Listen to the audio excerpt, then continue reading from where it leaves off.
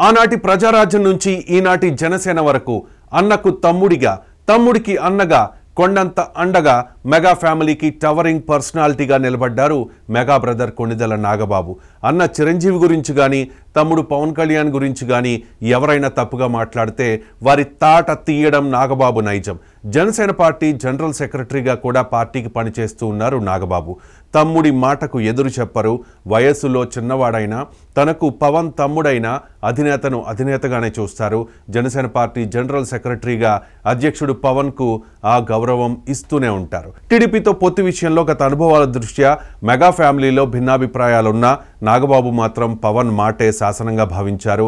వ్యూహం తమ్ముడికి వదిలేసి ఆరోగ్యం సహకరించుకున్న పార్టీ గెలుపు కోసం పనిచేశారు. పిఠాపురంలో పవన్ను ఓడించేందుకు వైసీపీ నేతలు ఎన్ని కుట్రలు చేసినా వాటన్నిటినీ సమర్థవంతంగా తిప్పికొట్టారు.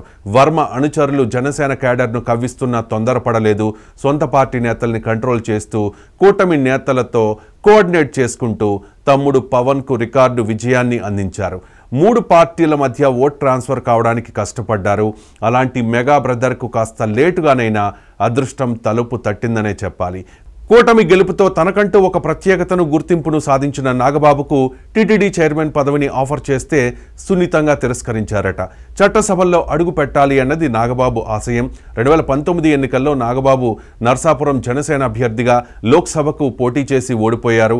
కాబట్టి ఈసారి రాజ్యసభ కోసం ఆయన ప్రయత్నించారు. కానీ పోటీ ఎక్కువగా ఉండడంతో ఆ కల నెరవేరలేదు. కానీ అనూహ్యంగా ఏపీ కేబినెట్లో నాగబాబు చోటు దక్కించుకున్నారు. త్యాగానికి తగ్గ ఫలితం నాగబాబుకు దక్కిందని మెగా అభిమానులు జన సైనికులు సంబరాలు చేసుకుంటూ ఉన్నారు. నాగబాబుకు ఆ అవకాశం రావడంలో పవన్ కళ్యాణ్ చక్రం తిప్పారనే చెప్పాలి. కూటమి కేబినెట్లో ఖాళీగా ఉన్న ఆ ఒక్క బెర్త్ కోసం విపరీతమైన పోటీ ఉంది. అయినా కూడా నాగబాబుకు ఆ అవకాశాన్ని కల్పించమని పవన్ పెట్టిన డిమాండ్కు చంద్రబాబు ఒప్పుకోక తప్పలేదు. ఇక నాగబాబుకు ఏ శాఖ ఇవ్వాలనే దానిపై పవన్ బాబుల మధ్య చర్చ జరిగిందట. నాగబాబు సినిమా రంగానికి చెందిన వ్యక్తి కాబట్టి సినిమాటోగ్రఫీ శాఖ ఇస్తారని సమాచారం. దాంతోపాటు పర్యాటక శాఖ కూడా ఇస్తారని అంటూ ఉన్నారు. ఇక్కడ ఉన్న మరో ట్విస్ట్ ఏంటంటే ఈ 2 శాఖలు జనసేనకే చెందిన మంత్రి కందుల దుర్గేష్ దగ్గర ఉన్నాయి. దుర్గేష్కి పవన్ దగ్గర ఉన్న అటవీ శాఖ ఇచ్చి సినిమాటోగ్రఫీ పర్యాటక శాఖల్ని నాగబాబుకు అప్పచెబుతారని అంటూ ఉన్నారు. ఈ 2 శాఖల్ని ఇవ్వడం ద్వారా నాగబాబుపై గతంలో అనుచిత వ్యాఖ్యలు చేసిన వైసీపీ నేతలకు గట్టి సమాధానం చెప్పినట్లు అవుతుందని బహుశా పవన్ అనుకుని ఉంటారు. ముఖ్యంగా రోజాకు మింగుడు పడని అంశం ఇది. ఎందుకంటే గతంలో రోజా పర్యాటక శాఖ మంత్రిగా పనిచేసి అనేక విమర్శలను మూటగట్టుకున్నారు. సూర్యలంక బీచ్లో తన సిబ్బందితో చెప్పులు మోయించి విమర్శల పాలయ్యారు. గన్మెన్స్తో ప్రభుత్వం తనకు కేటాయించిన సిబ్బందితో దురుసుగా ప్రవర్తించిన వ్యక్తిగత పనులు చేయించుకున్న అనేక వీడియోలు సోషల్ మీడియాలో వైరల్ అయ్యాయి.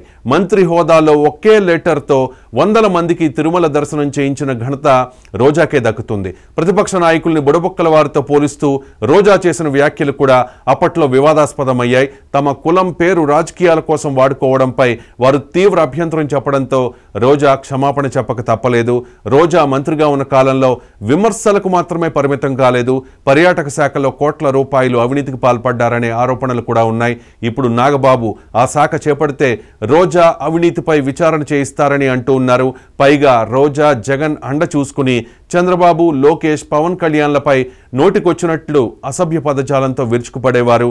లోకేష్ రెడ్ బుక్లో కూడా రోజా పేరు ఉందని తెలుస్తోంది. కాబట్టి నాగబాబు మంత్రి బాధ్యతలు చేపట్టిన వెంటనే రోజాపై విచారణ చేయించే అవకాశాలున్నాయి.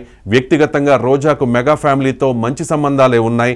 నాగబాబుతో కలిసి రోజా సుదీర్ఘకాలం పాటు జబర్దస్త్లో పనిచేశారు. రోజాకు మంత్రి పదవి వచ్చిన వెంటనే చిరంజీవి ఇంటికి వెళ్ళి కాళ్లపై పడి మరీ ఆశీర్వాదం తీసుకున్నారు. కానీ పవన్ ప్రస్తావన తెచ్చేసరికి రోజా స్పందన అందుకు భిన్నంగా ఉండేది. జగనన్న కళ్లల్లో ఆనందం చూడడానికి రోజా తనకిష్టమున్నా లేకున్నా పవన్పై ఒక రేంజ్లో విరుచుకుపడేది. తనకు రాజకీయ భిక్ష పెట్టిన చంద్రబాబు మీద అసభ్య పదజాలంతో విమర్శలు చేసేది. ఎటకేలకు పర్యాటక శాఖ మంత్రిగా రోజా చేసిన అవినీతిపై విచారణకు రంగం సిద్ధమవుతోంది. రోజులెప్పుడూ ఒకేలా ఉండవు. కర్మ ఫలితం ఎవరైనా అనుభవించాల్సిందే.